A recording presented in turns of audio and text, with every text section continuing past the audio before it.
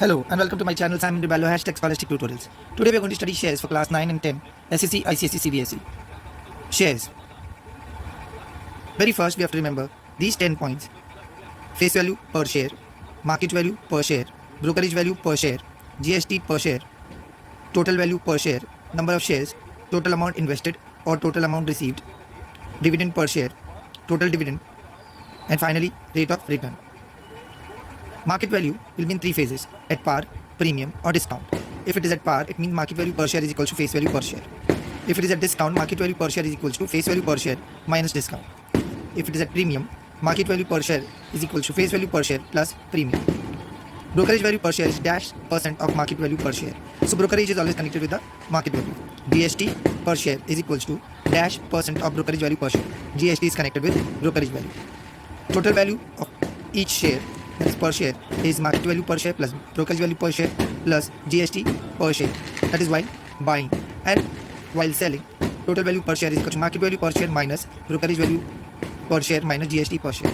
Number of shares is total amount invested upon total value per share. That is while buying, and while selling it will be total amount received upon total value per share. Total amount invested is total value per share into number of shares. Total amount received is total value per share into number of shares. Dividend per share is -% of face value per share. So dividend is connected with the face value. Total dividend is dividend per share into number of shares. Finally, rate of return is dividend per share upon total value per share into 100. Let us see the first sum.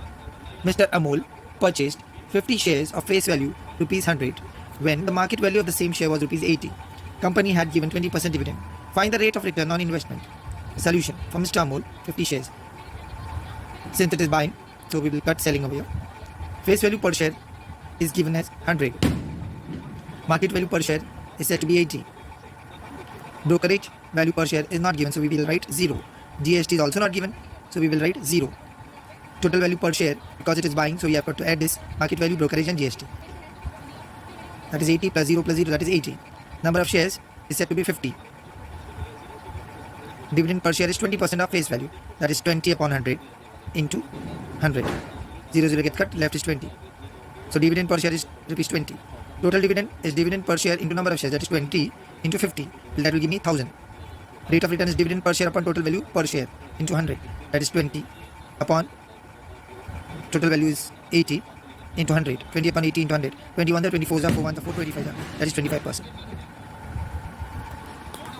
Thank you. Please like, share and give a thumbs up.